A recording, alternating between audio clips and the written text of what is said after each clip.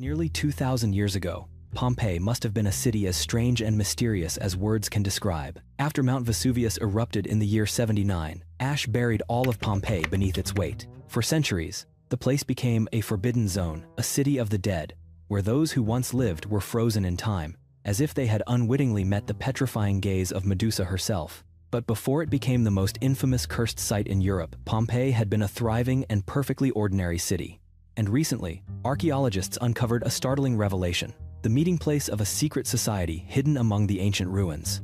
This clandestine group consisted of experts in measurement and construction, known as the agrimensors, masters of land surveying techniques. They wielded measuring instruments so sophisticated they were almost beyond imagination for their era trade secrets, guarded with utmost care, making these individuals exceptionally important. They held their gatherings inside a structure called the House of Orion. According to researchers from the Great Pompeii Project, a major restoration initiative, images of these specialized instruments were found carved right into the floor. Among them was a device called the groma, an invention with origins in ancient Egypt, later adopted by Greek and Roman engineers. It's highly likely that the agrimensors operated directly from this very house, a kind of early version of the Freemasons. They regarded the principles of measurement as sacred, fiercely protecting the construction knowledge handed down across thousands of years. They were the ones who held the power not only to build a city, but to erase it from existence.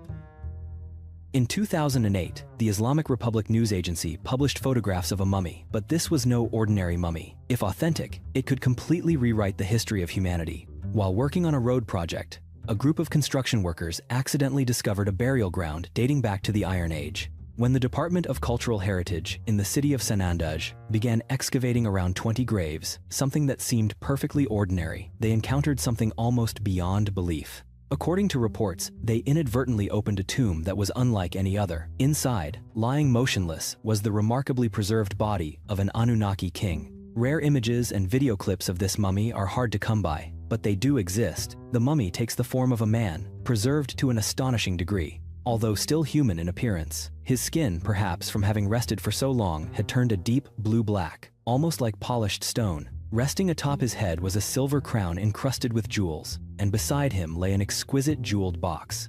This tomb was determined to be within a cemetery dating back to the 8th century BCE. Yet, some sources claimed that this body had existed for a full 12,000 years. From that moment on, the story descended into mystery. Almost no further information was released, leading many researchers to suspect that the entire discovery was nothing but a hoax. Still, there were those who believed this was the evidence they had long awaited, a clue to the true origins of humankind. The secrets buried with that legendary king could have told humanity exactly who we are. But according to many, global powers have deliberately concealed the truth, ensuring it would never come to light. When it comes to the origins of the Anunnaki, there are two entirely different theories. For the ancient people of Mesopotamia, many scholars believe the Anunnaki were deities worshipped in Sumer, a pantheon of gods, not unlike those of Greek mythology, appearing in legends as beings who descended from the heavens to live among humans. The theory, tinged with science fiction, claims they were invaders from the distant planet Nibiru. The truth, perhaps, lies somewhere between these two extremes. For the Sumerians, the Anunnaki were divine beings who determined the fate of civilization. They believed these gods had bestowed upon humans the knowledge of agriculture, science, and the expansion of society. According to legend, the Anunnaki were descendants of the supreme god, An-A, being so powerful, he could decide the fate even of other gods. It's unclear exactly when the Anunnaki first began to be worshipped, but many records suggest it was around 4,500 BCE. Only much later did the theory of the planet Nibiru and the notion that the Anunnaki were extraterrestrials gain widespread attention. Some even believe that humanity was genetically engineered by them as slaves for the extraction of gold. The mysterious discovery of this ancient king raised more questions than answers. Did such an event truly take place? Was the body found in the Iraqi tomb really the incorruptible remains of an invader from the cosmos? To this day, the answers remain shrouded in darkness. An ancient hunting camp was recently uncovered in Spain, where archaeologists believe Neanderthals once organized large-scale hunts 76,000 years ago. This was the gathering place for sizable Neanderthal groups who worked together to hunt deer and ancient bovine species. The camp covered more than 3,200 square feet, possibly the largest ever excavated in the region, and if not an actual town, then certainly the closest thing to a communal settlement Neanderthals ever established.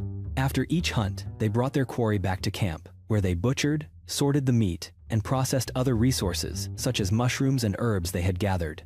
But that wasn't all. Archaeologists also found areas where Neanderthals crafted stone tools and used fire. Through analysis of animal bone fragments, they determined that Neanderthals made use of every part of their prey, from scraping the bones clean for marrow to utilizing even the tiniest leftover scraps. According to Maya legend, the entrance to a terrifying underworld, a realm considered the land of the dead, lies deep beneath the earth in Belize, specifically within the Chiquibul cave system. Here, archaeologists have discovered some of the most gruesome human sacrificial scenes ever recorded. In the ancient Maya language, the underworld is known as Xibalba, meaning the place of fear. It was believed to be the domain of the most frightening gods in Maya mythology, such as the Lords of Death. The underworld was said to be filled with rivers of deadly scorpions, houses crawling with jaguars, and countless other horrors. Those who had just died were believed to face trials of courage and strength upon entering this realm. Yet, something extraordinary occurred. Archaeological evidence shows that starting around 900 CE, the number of sacrificial rituals performed in these caves for the dark gods of the underworld surged dramatically. The Maya were already well known for their sacrificial rites, but at this point, they began sending large numbers of people down into the caves for offerings. It's also known that this was precisely when their great civilization began to collapse. Unprecedented droughts devastated the agricultural economy and drove Maya society into chaos. As people were forced to abandon the great cities and wander the countryside to escape famine and death, the high priests persisted in performing sacrificial ceremonies inside the Chiquibul caves, believed to be the very lair of the gods, in the hope that the blood of the offerings would be enough to satisfy the Lords of Death and restore stability to their civilization. In Turkey, archaeologists have discovered a lost statue of a Greek goddess at the ancient site of Izanoi, a place that is 5,000 years old. The marble statue of Hygeia, the goddess of health and purity, was unearthed at nearly life-size height, though sadly, her head was missing. To fully understand its significance, one must look back at the history of Izanoi, a city once home to one of the largest and most intact temples to Zeus in the entire Mediterranean. Directly behind this magnificent temple, traces of ancient marketplaces were found, further proof of the city's crucial importance to the ancient Greeks. Hygeia was worshipped fervently in Athens for 1,000 years, especially after a devastating plague led the Greeks to establish a religious sect dedicated to asking the goddess for protection from disease. As a result, hundreds of Hygeia statues appeared in Greek temples, and today, her legacy survives in the very word hygiene that the world continues to use. In 1928, Peruvian archaeologist Julio Tello made a shocking discovery in the desert of Pisco province. He unearthed an elaborate burial ground filled with ancient tombs, inside which were bodies with the longest skulls ever recorded, now known as the Paracas skulls. In total, he excavated more than 300 skulls, some of which date back as far as 3,000 years. The origins of these skulls remain fiercely debated. Some claim they belong to extraterrestrials, while others believe they were the result of a culture that practiced cranial deformation. Even now, the skulls have yet to be thoroughly studied, and the answer to who their true owners were remains unresolved. In 2014, DNA testing sent shockwaves through the scientific community. Results revealed mitochondrial gene mutations in these skeletons, mutations never before seen in humans, or even in primates. How the ancient people possessed such unusual genetic markers remains a mystery. Some experts suggest they may be the result of crossbreeding between ancient humans and an alien species, or that the DNA samples were contaminated during excavation. Yet there is much about the Paracas skulls that science still cannot explain. When a skull is deformed by external pressure, only its outer shape changes. No other anatomical features should differ. However, in the case of the Paracas skulls, anomalies were found in the cheekbones, eye sockets, and even in the connective tissue between the cranial bones, all of which were different from those of normal humans. Perhaps this was a group of people carrying an extremely rare genetic mutation. Archaeologists have long been baffled by a site known as the Stonehenge of Scotland. This is the Ring of Brodgar, located at one of the northernmost points of the United Kingdom, on the island of Orkney. Today, this mysterious stone monument is largely a ruin, with fewer than half its original standing stones remaining. Experts believe the site was in continuous use for at least 1.5 millennia, beginning around 3500 BCE. When it was first built, the ring featured 60 massive upright stones and may have served as a kind of megalithic temple. Still, experts have never agreed on its true purpose. It may once have been a site for religious rites, or perhaps it functioned as an ancient observatory for tracking the vernal equinox and summer solstice, or possibly both. Elaine Clark, a historian at the Ring of Brodgar, once admitted that archaeologists remain completely at a loss.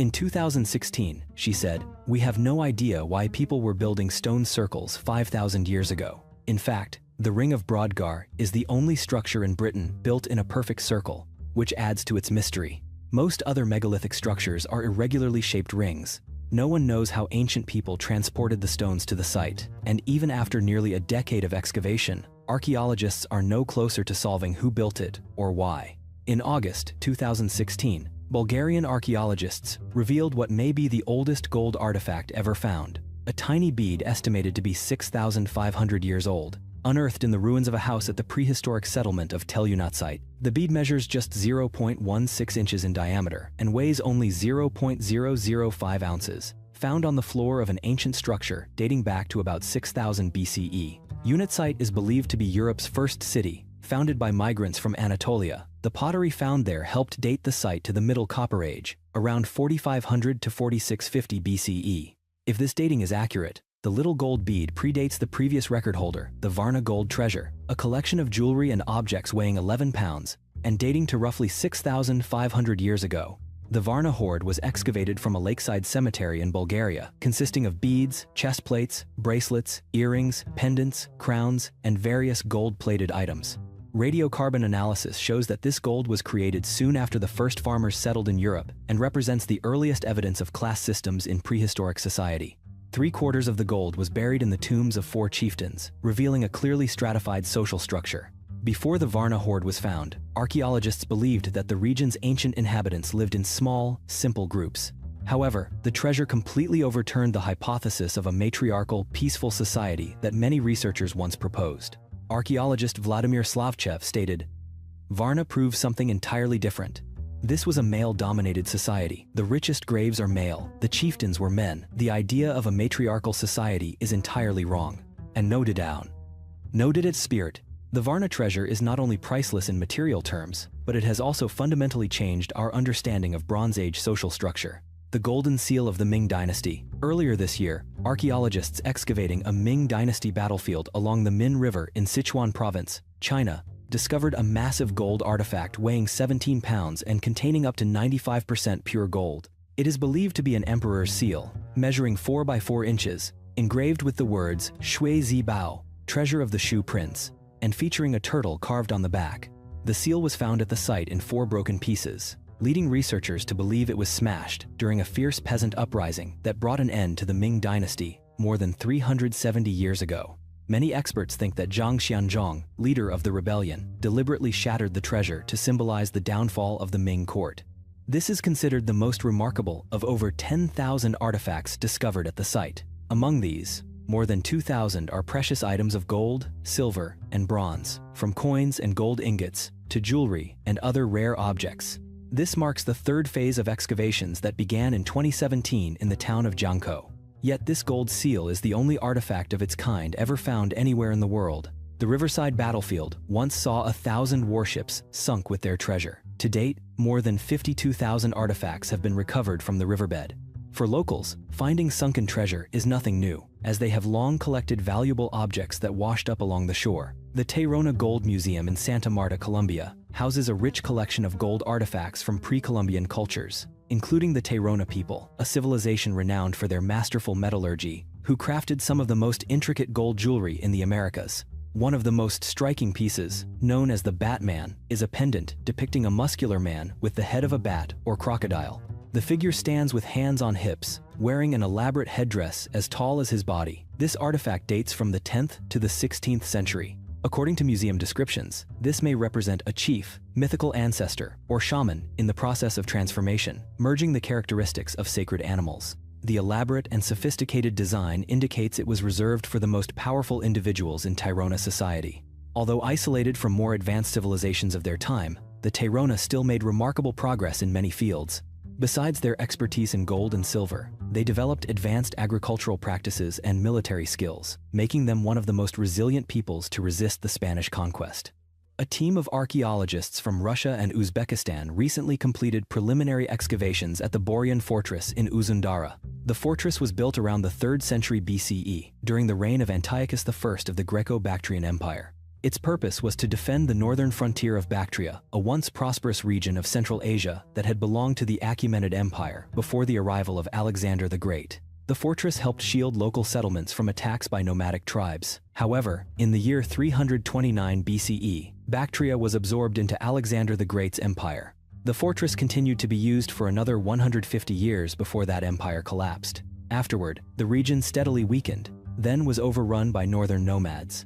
Bactria fell, the fortress was abandoned, and it slipped into obscurity. During the excavation, archaeologists identified the central ramparts, high walls, and at least 13 watchtowers, evidence that this was once a formidable defensive structure. Yet in the end, it could not withstand the power of invading nomadic armies. Scientists near Mexico City have discovered an ancient burial site dating back 2,400 years. While ancient graves are not unusual, what makes this discovery so remarkable is the arrangement of skeletons in a mysterious spiral, an unprecedented burial ritual. These skeletons were excavated in the small city of Tlalpan, an area known for elongated skulls resulting from cranial deformation practices.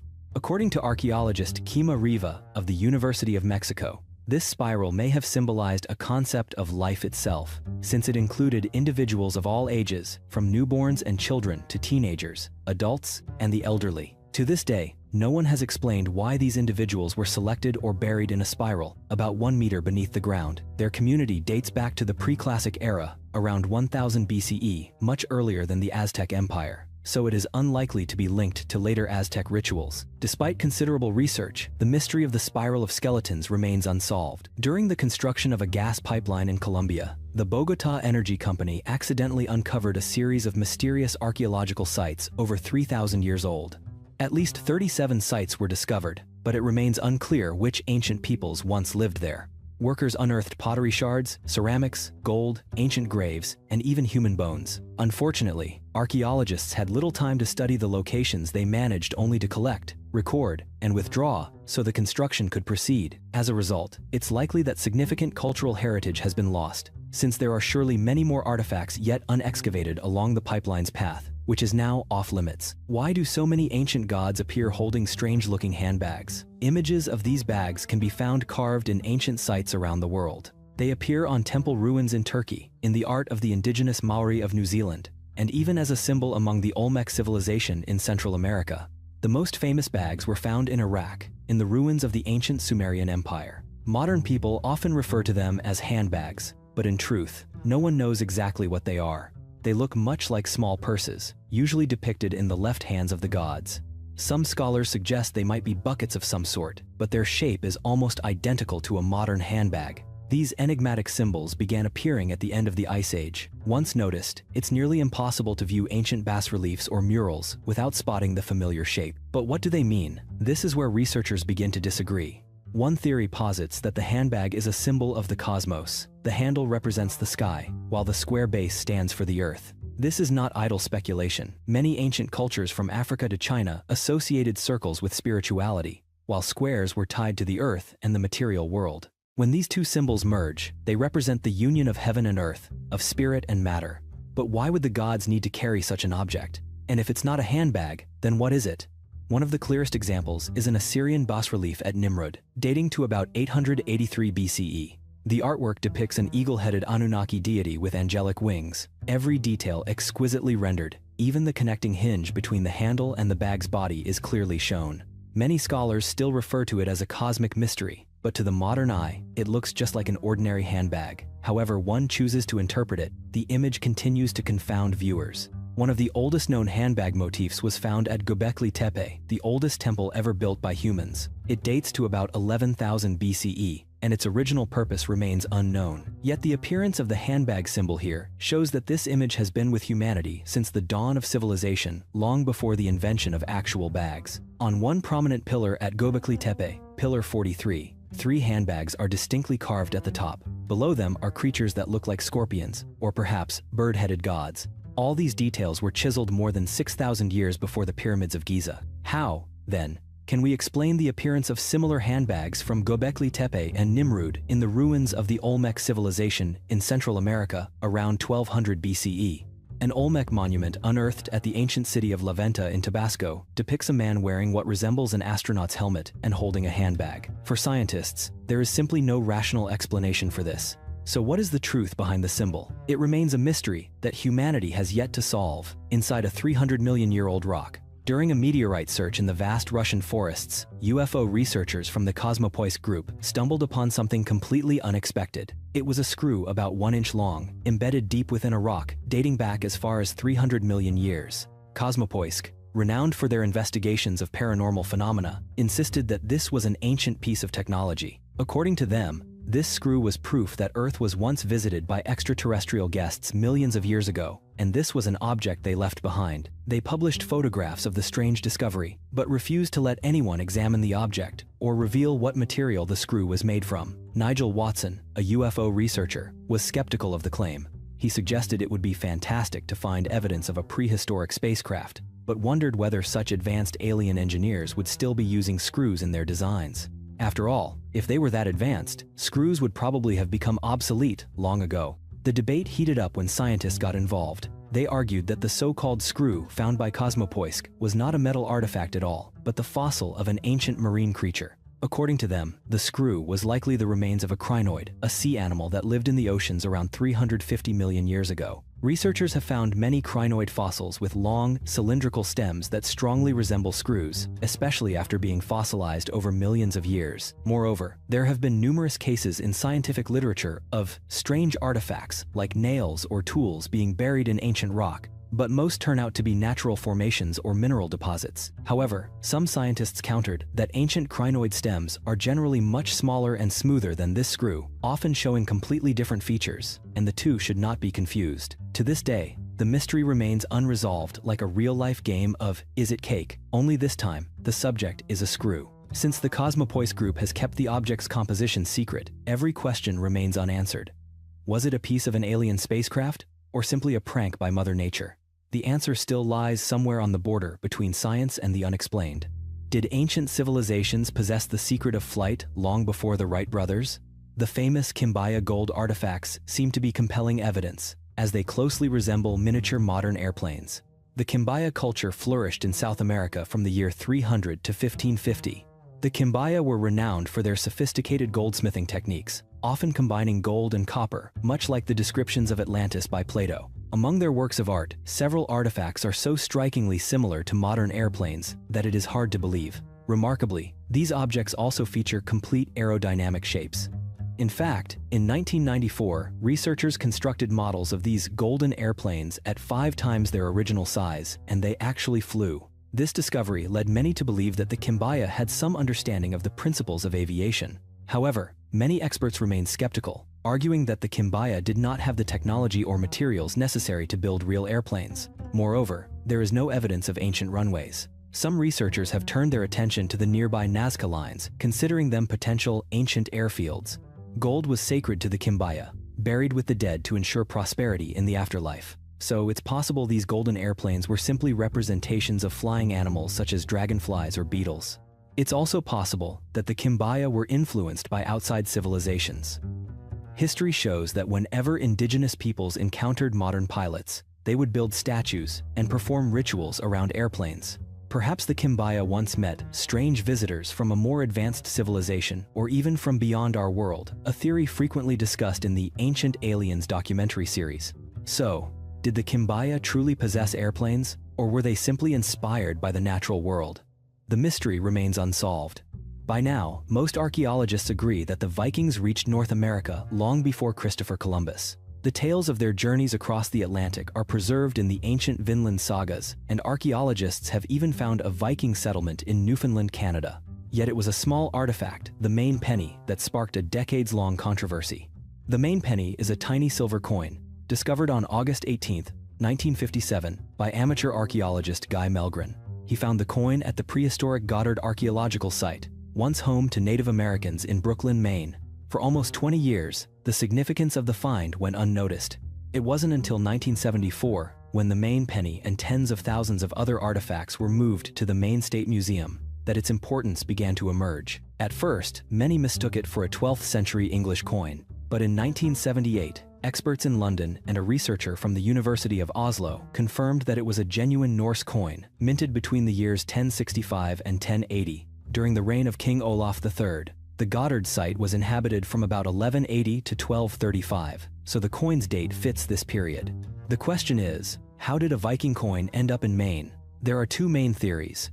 The first suggests that Vikings traveled beyond Canada all the way to Maine. The second holds that the coin was exchanged through Native American trade networks. Given that no other Viking artifacts have been found at the site, the latter seems more plausible. Goddard was a major trade center in a vast indigenous network, with tools identified as belonging to the Dorset Eskimo, evidence of trade stretching far to the north. The coin also has a small hole, indicating it was likely used as a pendant rather than currency. However, some skeptics believe the Maine penny was nothing more than a hoax designed for attention. But experts confirm the coin's authenticity, based on its rarity and value, and point out that Guy Melgren showed no special interest at the time, making a hoax highly unlikely. In 1851, while digging at a mine on Meetinghouse Hill in Dorchester, a group of workers made a strange discovery. They unearthed a bell-shaped vessel encased in rock, estimated to be between 570 and 593 million years old. How could a Victorian-era artifact possibly be found in such ancient stone? The object, later known as the Dorchester pot, broke in two as it was removed. It was made from a zinc-silver alloy and decorated with plant motifs resembling extinct prehistoric species. The find was reported in Scientific American in June 1852 and, unsurprisingly, sparked widespread debate. Creationists and alternative historians quickly seized upon the discovery.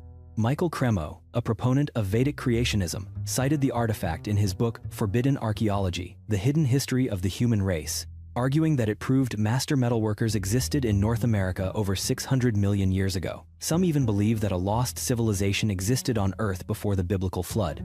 Not everyone agrees, however. Archaeologist Keith Fitzpatrick Matthews of bedarchaeology.org points out that the pot's design is typically Victorian. So, why did people in 1852 believe it was so ancient? Fitzpatrick Matthews suggests the original discoverers were too quick to draw conclusions about the artifact's age. Modern technology could easily determine the real age and origin of the Dorchester pot, but unfortunately, it vanished shortly after it was found. All that remains are published reports and second-hand accounts. Did it disappear because it was a hoax? The mystery remains unsolved to this day. An alien pharaoh.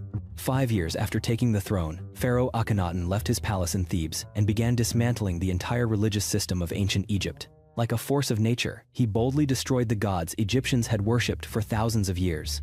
With his unusually elongated head and a body unlike any normal human, Akhenaten has often been compared to an extraterrestrial being. He built a new capital, established a new royal court, and commanded his people to worship only one deity, a name utterly unfamiliar at the time: Aten. Akhenaten became the first in history to establish a monotheistic religion, demanding worship of a single supreme god instead of the traditional pantheon.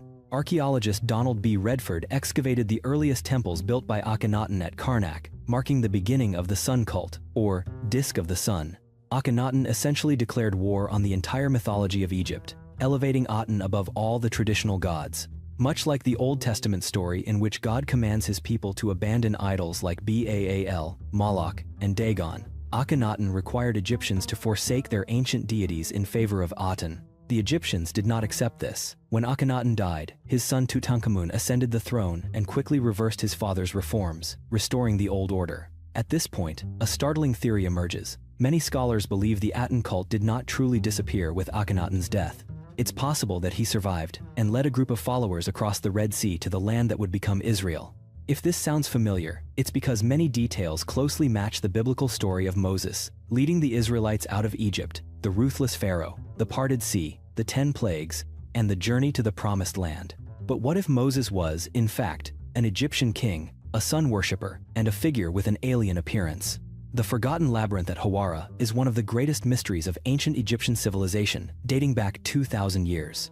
Archaeologists once uncovered the remains of a strange structure beside the Pyramid of Hawara built under Amenemhat III, the last great pharaoh of the 12th dynasty. That pyramid is believed to be his tomb, though his mummy has never been found. Nearby, there is another pyramid, built for Princess Neferu, the king's daughter, but it is the structure adjacent to the main pyramid that captures the imagination. It is believed that next to the pyramid once stood a vast funerary complex, featuring rooms, corridors, and underground chambers of astonishing complexity. If true, it may have rivaled the legendary labyrinth of Crete and, most importantly, it was real. The problem is, archaeologists are still unsure whether this was truly a labyrinth. What remains is mostly mud brick, and, since it lies entirely underground, much of it has collapsed and cannot be restored. The only reliable account comes from the Greek historian Herodotus, who visited the site 2,000 years ago. He described an underground labyrinth of a scale that defied human imagination. Among the strangest artifacts ever discovered is a stone stele in the small village of Cadiz, Spain, known as the Cadiz astronaut. This relic is believed to date back to the Roman era, and possibly even earlier. The stele is set into the wall of a local cemetery. To this day, archaeologists have not been able to determine who created it or what its true origin is. Nevertheless, it is real and currently on display in a Spanish museum. On the stone is the image of a bizarre figure, a human body topped with a head that is large and round like a mushroom. Some researchers suggest this is a Celtiberian warrior from the 1st century BCE. Others argue that it is a depiction of an astronaut, with the mushroom-shaped head actually representing a space helmet. Beneath the figure is an inscription in Latin script, but the language itself is a strange mixture of Lucanian, Taurasian, and Basque, all ancient Indo-European languages. In 2009, a metal detectorist named Terry Herbert discovered a war hoard of over 6,000 Anglo-Saxon gold artifacts in Staffordshire, England. The treasure dates to the year 650, consisting mostly of decorative sword fittings, a helmet, a battle cross used as a talisman, and a jeweled ornament known as a scabbard boss. This discovery raised countless questions. Why was the treasure buried? Who did it belong to? And why were so many items deliberately broken? After nearly a decade of study, archaeologists concluded that the hoard may once have belonged to King Penda of Mercia, during a time when the Anglo-Saxon kingdoms were constantly at war for power. Perhaps someone hid the treasure during the chaos, but for unknown reasons, never returned to recover it. According to Dr. Chris Fern, this hoard reveals a golden age for Anglo-Saxon England, quite literally. This was a time when gold was abundant and used to craft magnificent objects for the warrior aristocracy. Still, many mysteries about the hoard will likely never be solved unless we could somehow turn back time. Most people have heard of the Nazca lines, the vast geoglyphs carved into the arid deserts of Peru. Yet few know that the Nazca culture emerged around 100 BCE, settling in the Ica Valley and flourishing for centuries. It was these people who created the legendary lines on the ground. One of the most intriguing archaeological discoveries is the site of Kawachi, believed to be the largest ceremonial complex ever built by the Nazca. Evidence of settlement at Kawachi dates back as far as 400 BCE, but it wasn't until 3 centuries later that the site became a major cultural center. By the 1st century CE, Kawachi had grown into a sprawling city of terraces, monumental architecture, and vast ceremonial plazas. To date, at least 40 earthen mounds have been excavated, most crowned by temples and small rooms once used by priests, nobles, or leaders. The largest mound, called the Great Temple, stands more than 300 feet tall, effectively a pyramid, though very different from those in Egypt, since it served as a place of worship rather than a royal tomb. The greatest mystery at Kawachi is the complete absence of everyday artifacts, a sign that this was not a residential area, but a ceremonial center where pilgrims from across ancient Peru gathered. Then, around the year 450, the Nazca culture almost vanished, and this city of temples fell into ruin. The city of Cusco is considered the heart of the ancient Inca civilization. From here, countless travelers begin their journey to explore Machu Picchu and venture into the legendary rainforests of South America. For centuries, explorers have come to Cusco with one goal: to search for a lost city deep within the Amazon jungle, known in legend as Paititi. If ever found, Paititi would transform our understanding of the Inca Empire, proving that the Inca lived not only in the high mountains, as previously thought, but also deep within the rainforest. It wasn't until 1979 that explorers Nicole and Herbert Kalin found the ruins of the Mamaria settlement, the first solid evidence that the Inca once inhabited the Amazon, not just the Andes. But how do we know there's a hidden Inca city in the jungle? The truth is, no one really knows for certain. In the year 1600, a Spanish missionary named Andres Lopez wrote to the Vatican about a mysterious city in the Amazon, filled with gold and silver, called Paititi. It was described as a land of legend, completely different from any known Inca city. Despite generations of relentless searching, Paititi remains an unsolved mystery. In Indian mythology, the Vajra is a legendary weapon with the power of thunder, the strength of diamond, and the ability to open doors to other worlds. The legend goes that when the demons Namuchi and Vritra invaded Earth, they stole all the light and water, plunging the world into darkness and drought. The god Indra tried to fight them, but no weapon was strong enough, so he turned to Vishnu, one of the supreme deities of Hinduism, for help. Vishnu commanded his divine craftsmen to create the most powerful weapon of all, and so the Vajra was forged, able to produce deafening thunderclaps. Indra used the Vajra to destroy the demons and restore light and water to the world. But the question remains, has anyone ever found a real artifact of this legendary weapon? Unfortunately, the answer is no. In Buddhism, the Vajra was transformed into a symbol of peace, and its symbolic form appears throughout India and Asia, wherever Buddhism spread. Yet no one has ever discovered an actual weapon, the object that once subdued demons and controlled lightning. Bagan is perhaps the closest place on Earth where one can truly sense the presence of Shangri-La. It stands as one of the world's greatest archaeological wonders, located in the seldom visited Southeast Asian country of Myanmar, formerly known as Burma. Bagan may not be as famous as Cambodia's Angkor Wat, but it possesses an even deeper sense of mystery. This city was once the capital of the mighty Pagan dynasty, the very first empire of the Myanmar people. Bagan served as the royal capital from the year 1044 to 1297. Today, only silent ruins remain, yet there are still more than 2,500 Buddhist monasteries, temples, and stupas standing, and that is only a quarter of the structures that existed in its golden age. In the 13th century, over 10,000 monuments dotted the plains of Bagan, making the place sparkle like Shangri-La beneath the morning sun. Today, most visitors must take to the skies in hot air balloons to grasp the true scale of this archaeological landscape. This sacred land stretches roughly 8 miles across and 5 miles from north to south. Like many parts of the world in the 13th century, Bagan was not spared from the destructive hand of the Mongol Empire. The invasion brought about the fall of the Pagan dynasty, plunging the region into centuries of political chaos. In the city of Alexandria, Egypt, archaeologists uncovered one of the most ominous artifacts ever found, a massive black stone sarcophagus, the largest ever unearthed in the city, weighing over 30 tons. From the moment it was discovered, the coffin became the center of dark rumors. Some warned it should never be opened, for those who dared would unleash disaster. Whispers spread of a curse, of a powerful mummy that could rise again to bring calamity upon humanity. The story only grew stranger when archaeologists finally opened the sarcophagus and found 3 human bodies submerged in a red liquid that looked like blood, as if a witch's cauldron filled with bones was brewing beneath the surface. Oddly enough, a petition quickly circulated online asking for permission to drink the red water, in hopes of gaining supernatural powers.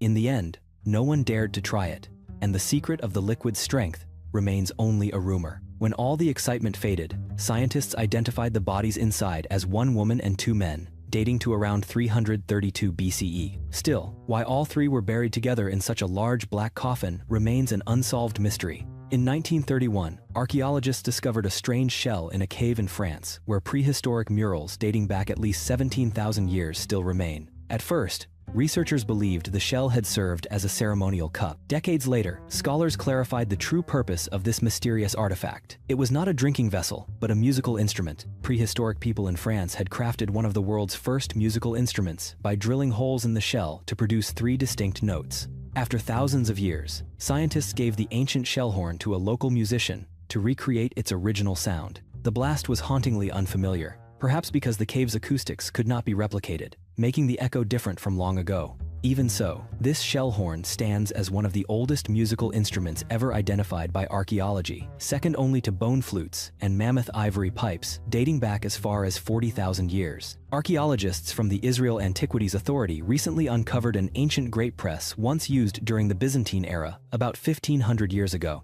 The press was found within a large industrial complex in Israel, complete with storage facilities, mosaic floors, and various tools. Researchers uncovered mortars and grindstones likely for processing wheat or barley, as well as numerous storage jars, cooking pots, and most notably, a gold coin minted in the year 638 under the reign of the brutal Byzantine emperor Heraclius. The coin bears an inscription, and its owner even inscribed his name in both Greek and, possibly, Arabic, to prevent confusion if it was ever lost. A mysterious connection once existed between an ancient European tribe and a mighty empire in Mesopotamia. The stone walls discovered by archaeologists in Europe are nearly indistinguishable from the gigantic constructions in Greece, Peru, and many other places seemingly unrelated. In Bosnia, the ruins of the ancient capital of the Illyrian Dawarsi tribe still survive. This city was called Dawarsan. Though today only crumbling walls remain, what is left is enough to inspire awe in any visitor. The Dawarsi lived peacefully for about 2.5 centuries along the Neretva River Valley. They emerged around 300 BCE, traded with the ancient Greeks, and by 168 BCE, signed a treaty with Rome that allowed them to mint their own coins. Though a small community, they were far from weak.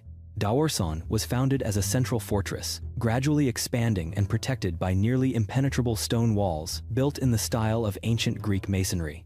The main defensive wall stretched almost 60 meters long, more than 3.5 meters thick, and, at certain points, stood 9 meters high. The architecture of the Daorsi is truly remarkable. One surviving segment shows how the stone blocks fit together with such precision that the wall remains nearly unbreakable, reminiscent of Peru's mysterious walls at Sacsayhuaman, where the stones are so tightly joined that not even a sheet of paper can be inserted between them. There are rumors that the Daorsi were not the only builders of these walls. Recent researchers, including Semir Osmanagic, a Bosnian-born scientist, have argued that constructions like the Bosnian pyramids may have been built as early as 34,000 years ago. If true, the Cyclopean walls at Daorsan could be remnants of a civilization even older than the Daorsi themselves. What is most astonishing is that the construction techniques used for these walls are strikingly similar to those found in the massive stoneworks of Mesopotamia. Could it be that there once existed a super-civilization behind all the megalithic structures humanity has ever found? Few people know that nearly 2,000 years ago, ancient China had already invented an earthquake detector.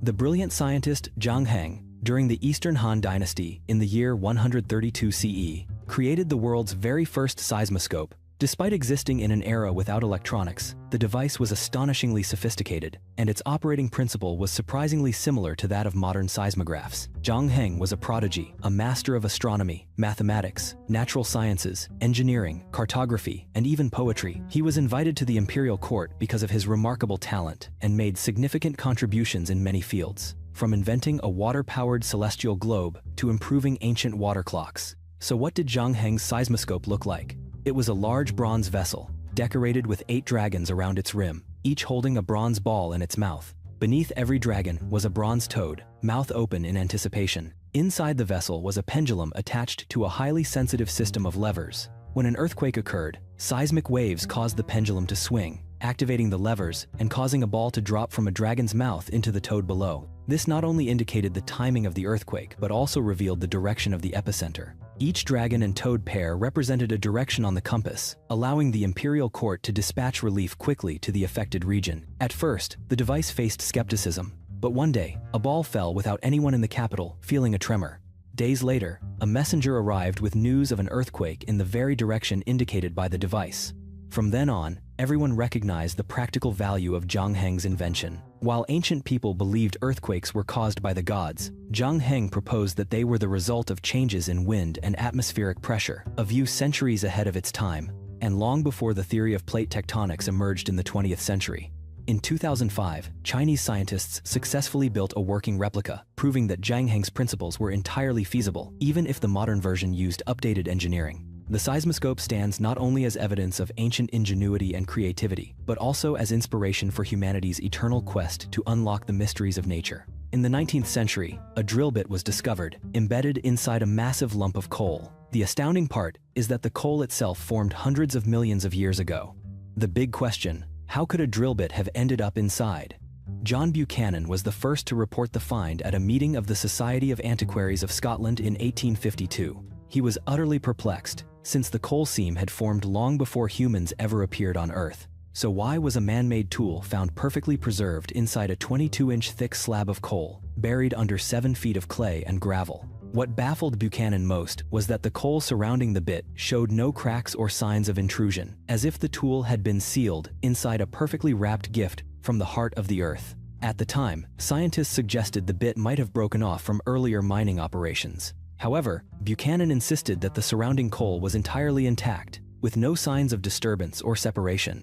In the end, countless theories emerged. Some believed there once existed a lost civilization with technology far ahead of its time. Others even speculated that the drill bit was the result of a time travel mishap, someone dropping their tool during a journey to the past, a scenario straight out of science fiction. Yet to this day, the mystery remains unresolved. In India, the Iron Pillar of Delhi is a marvel that defies scientific explanation. What makes it extraordinary is that this 7-meter-tall, 6-ton iron pillar has stood for 16 centuries without rusting, while a bicycle left outside in the rain would be corroded overnight. The pillar dates to the 5th century, even older than the architectural complex where it now stands. Through the centuries, exposed to sun and rain, it has retained its gleaming finish as if freshly forged. Scientists from India and around the world have spent decades studying the secret of this pillar. It was not until 2003 that researchers at the Indian Institute of Technology in Kanpur uncovered the answer. They found that the iron contains as much as 1% phosphorus, but lacks sulfur and magnesium elements commonly found in modern iron. Alongside an ancient technique called forge welding, this allowed the pillar to resist oxidation. Forge welding involves heating iron blocks and hammering them together until they fuse, preserving high phosphorus content, which forms a protective layer on the surface, preventing corrosion. Added to this, the exquisite craftsmanship of ancient artisans made the pillar a rare feat of durability in metallurgical history. The iron pillar is believed to have been built during the Gupta dynasty, around the 4th or 5th century, as a victory monument dedicated to the god Vishnu. In ancient times, a statue of the divine bird, Garuda, once crowned the pillar. According to legend, anyone who could stand with their back to the pillar, wrap their arms around it, and touch their fingers together would have their wish granted. Though today, barriers protect the monument from damage, the Iron Pillar of Delhi is not just a historical relic, but a treasure trove of knowledge about ancient materials and traditional techniques. Many preservationists, like Pragya Nagar, believe that studying these ancient methods could help modern humans develop more sustainable materials, reducing the environmental impact of today's metal industries. Archaeologists in Turkey have uncovered a Roman arena almost identical to the legendary Colosseum in Rome. According to researchers, this Colosseum once hosted gladiator battles witnessed by up to 20,000 spectators. This remarkable discovery is a national first, made during excavations in the ancient city of Mastara, where the arena had lain buried beneath a literal mountain of vegetation. While it is similar to the famous Colosseum, the Mastara arena is actually much smaller, a miniature version, so to speak. The Roman Colosseum, begun in the year 70 CE, could hold up to 80,000 people, making it 4 times the size of its Turkish counterpart. Even so, excavation leader Sedat Akas of Adnan Menderes University has called the find one of a kind, insisting there is no comparable open-air theater anywhere in Anatolia or the surrounding regions. The reason the arena remained undiscovered for so long is that it was completely hidden under thick brush and wild plants in a desolate landscape. Archaeologists believe people from nearby cities once flocked here to witness bloody fights between gladiators and wild beasts. The arena was constructed around the year 200 CE, during the reign of the Severan dynasty of the Roman Empire. Between 1858 and 1861, in the town of Guadamur in Toledo province, Spain, a remarkable treasure was unearthed, consisting of 26 Byzantine-style votive crowns, golden crosses, and numerous jeweled ornaments, representing the pinnacle of Visigothic craftsmanship from the 7th century. These treasures were offered by Visigothic kings to the Catholic Church on the Iberian Peninsula, then known as Hispania, as proof of their devotion to the Christian faith. The ceremonial crowns sparkle with precious stones, blue sapphires, and other rare gems. In particular, the crowns of King Requeswinth and King Suintila are the most important pieces in the hoard. Though they appear to be crowns, they were not worn but served primarily as ritual and decorative objects. After their discovery, the Guarazar treasure was divided between the Cluny Museum in Paris and the National Archaeological Museum of Spain.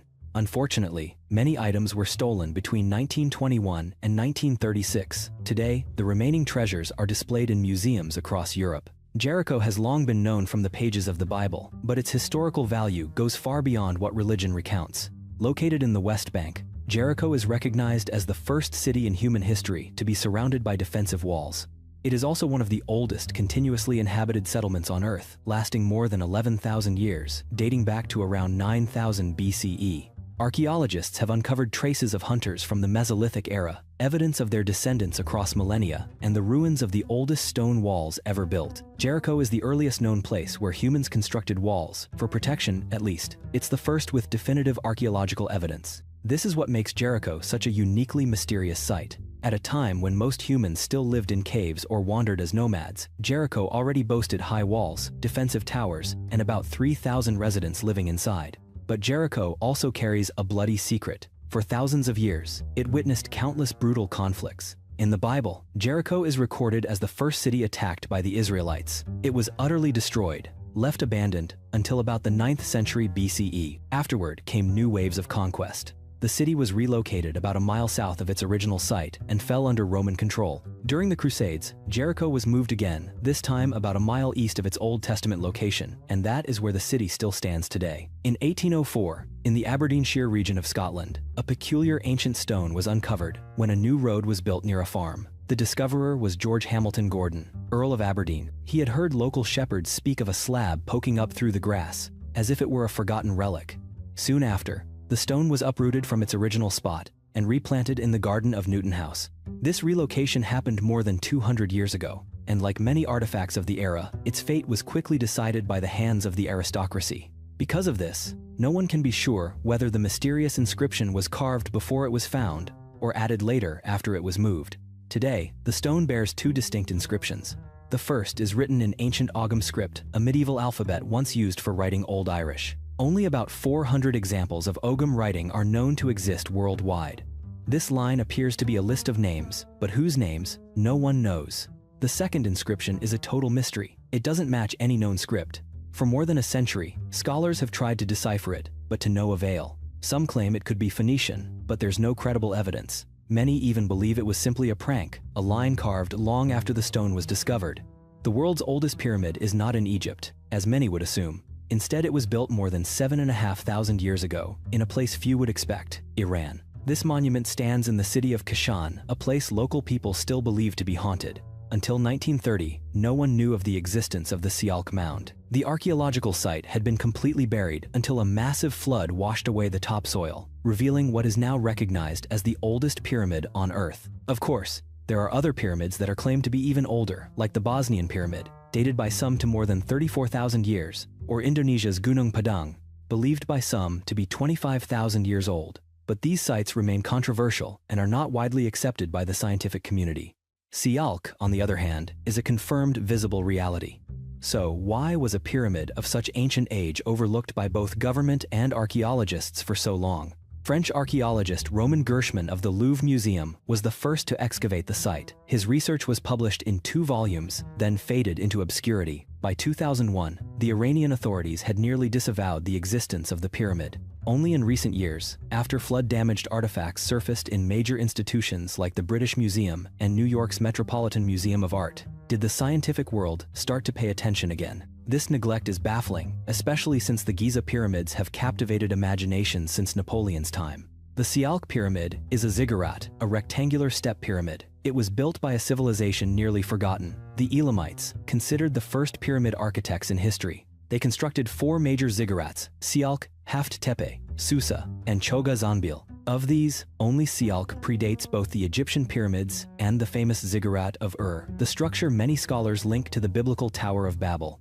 The ziggurat of Ur was built around 2050 BCE, while Sialk's was likely erected between 5500 and 2900 BCE. While there is still debate about the precise dating, since the Sialk settlement clearly predates 7,000 years, the site stands among the most ancient confirmed monuments on Earth. But the most intriguing aspect is not just its age, but the purpose behind all these pyramids. Why did the Elamites build them? And how did the Egyptians, Indonesians, Maya, Aztecs, and even the mound builders of Mississippi all develop such similar architectural forms? Could it be that all these civilizations shared some mysterious inspiration that remains unsolved? Archaeologists were truly stunned when they unearthed a mysterious golden mask hidden deep within the ancient ruins of China. This mask has been dated to 3,000 years ago, belonging to one of China's most enigmatic cultures, the ancient city of Sangxingdui in Sichuan province. Sangxingdui has produced thousands of exquisite artifacts, but none as captivating as this golden mask. It was intricately crafted from pure gold sheets, dating from 1556 to 1046 BCE, the era of the Shang dynasty. According to Ran Honglin, head of archaeology at Sangxingdui, the mask was likely placed atop a bronze statue, though the statue's head has been lost forever.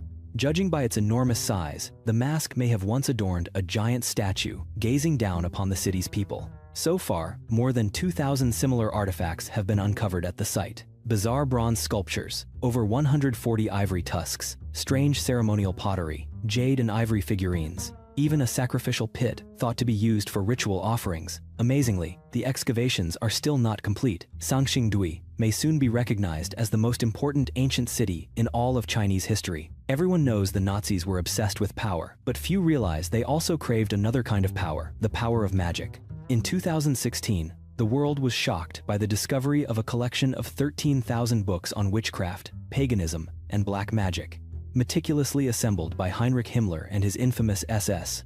Hidden in plain sight, this dark archive opened a chilling new chapter in history that many had tried to cover up. According to reports, that year, Prague's National Library was confirmed to have been used by Himmler to store a vast number of suspicious books. Nazi soldiers had scoured all of Europe, collecting everything from spellbooks and ritual manuals to scrolls of summoning and any text related to magic, then stockpiled it all in Prague.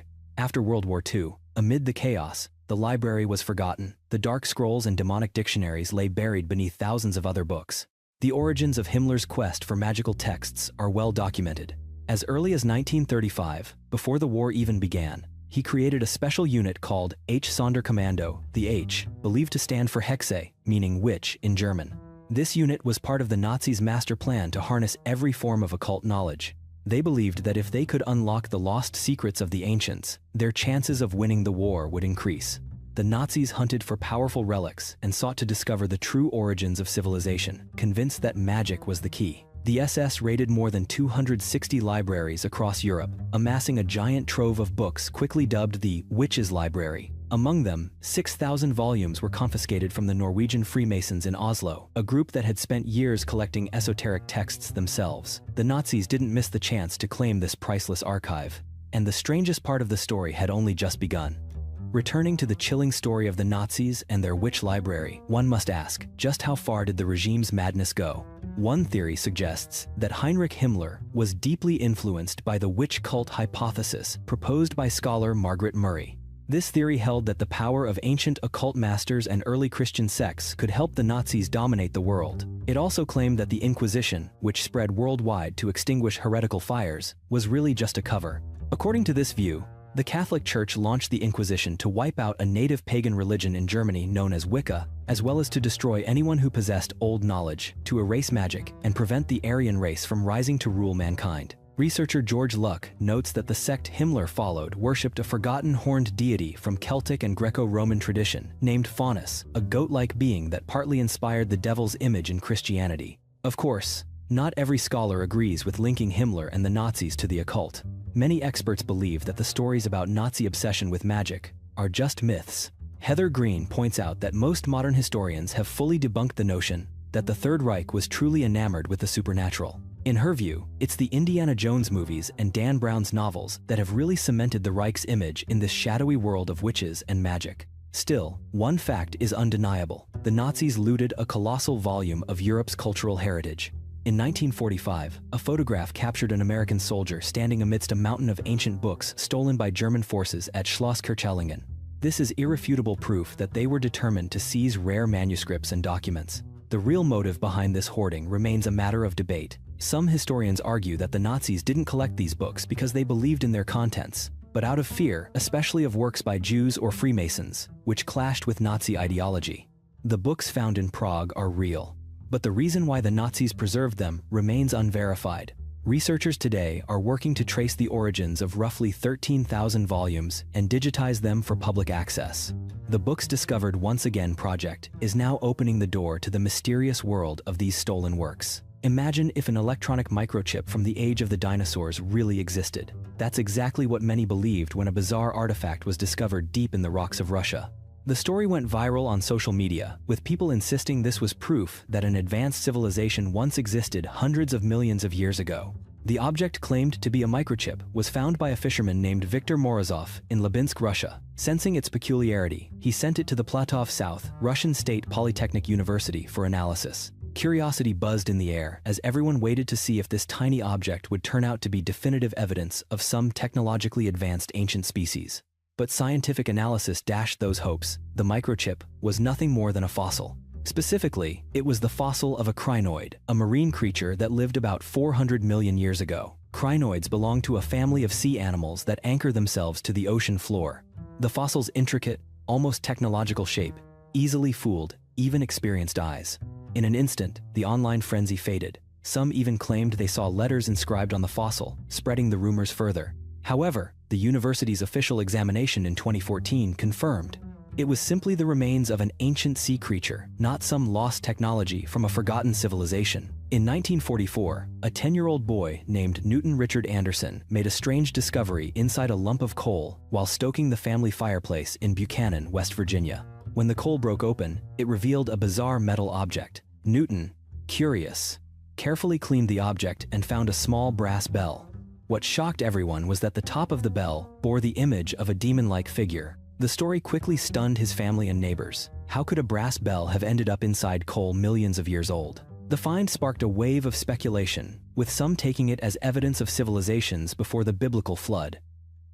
Creationists used the story to support their claims about Noah's Ark. The bell became famous, featured in books, on television, and even displayed at the San Diego Natural History Museum. Newton sent the bell to experts for examination. In 1973, Dr. John Morris, from the Institute for Creation Research, confirmed the bell was handmade, primarily of brass with unusual alloys, and that the iron clapper inside still rang clear. Yet the bell's true origin remains a mystery. The figure on top resembles Pazuzu, the Babylonian demon, or the Garuda from Hindu mythology. Some have suggested it's just a modern Garuda bell that accidentally ended up in the coal. Others speculate that the bell became buried in the muddy water of a coal swamp and was sealed in during the coal's formation. The question of the bell's real origin is still unanswered. While Newton's story is fascinating and the artifact unique, a lack of verifiable context makes scientists cautious about drawing any firm conclusions about its age. Have you ever wondered if Steve Jobs invented the iPhone back in the 17th century? It turns out that the world of art may have predicted modern technology centuries before it existed. In a painting by Pieter de Hooch from around 1650, a woman appears to be holding what looks like an iPhone, sparking endless speculation. Even Apple CEO Tim Cook once joked, "I always thought I knew when the iPhone was invented, but now I'm not so sure." But it didn't end there. In a 1937 painting by Umberto Romano, Mr. Pinchon and the Settling of Springfield, a Native American man seems to be taking a selfie with an iPhone. And in an 1860 work by Ferdinand Georg Waldmüller, a girl appears to be absorbed in her phone, her face illuminated by the device's soft glow. But the truth is much simpler. Experts agree. The woman in de Hooch's painting is just holding a letter. Waldmüller's girl is carrying a prayer book, not a smartphone. Even the selfie-taking Native American is simply reading a small Bible he'd been given. Similarly, in ancient Greek art, the image of a woman seemingly using a laptop is really just a jewelry box. The USB port is merely a decorative pattern. These uncanny similarities cause modern viewers to project today's technology onto old works. But historians stress, it's our contemporary perspective that distorts the true meaning of these classic images. If you found these mysterious stories fascinating, leave your thoughts below, and don't forget to subscribe so you won't miss our next explorations. See you in the next video.